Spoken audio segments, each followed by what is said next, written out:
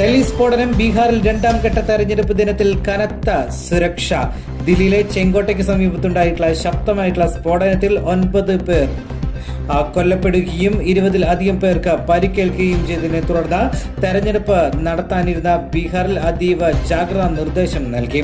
November 11 നടത്താനിരുന്ന നിയമസഭാ തെരഞ്ഞെടുപ്പിന്റെ അവസാന ഘട്ടത്തിലായാണ് സംസ്ഥാനത്ത് ഉടനീളം സുരക്ഷ കൂടുതൽ വർദ്ധിപ്പിച്ചിരിക്കുന്നത്.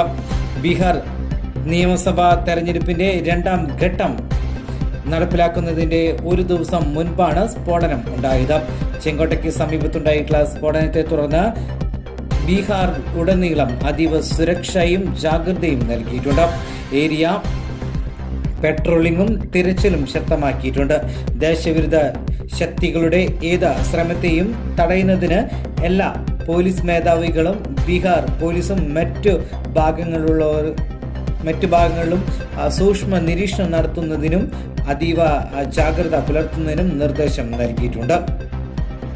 തിങ്കളാഴ്ച വൈകുന്നേരം ചെങ്കോട്ടയ്ക്ക് സമീപം ഒരു കാറുണ്ടായ സ്ഫോടനത്തിൽ 8-9 പേർ മരിക്കുകയും 20 പേർക്ക് പരിക്കേൽക്കുകയും ചെയ്തു. നിരവധി വാഹനങ്ങൾ കത്തി നശിക്കുകയും ചെയ്തിട്ടുണ്ടായിരുന്നു. 6:55 ചെങ്കോട്ടെ മെട്രോ സ്റ്റേഷന് 1-ാം നമ്പർ ഗേറ്റിന് സമീപത്തായിരുന്നു സ്ഫോടനം നടന്നത്. സ്ഫോടനത്തിന് സമീപത്തുണ്ടായിരുന്ന കാറുകൾക്ക് കേടുപാടുകൾ സംഭവിച്ചിരുന്നു. സ്ഫോടനത്തെ തുടർന്ന് മുംബൈ, കൊൽക്കത്ത, ജയ്പൂർ, ഹരിയാന, പഞ്ചാബ്, ഹൈദരാബാദ്, ഉത്തർപ്രദേശ്, ഉത്തരാഖണ്ഡ് തുടങ്ങിയ പ്രധാന നഗരങ്ങളിലും അതീവ ജാഗ്രതാ നിർദ്ദേശം നൽകിയിട്ടുണ്ട്.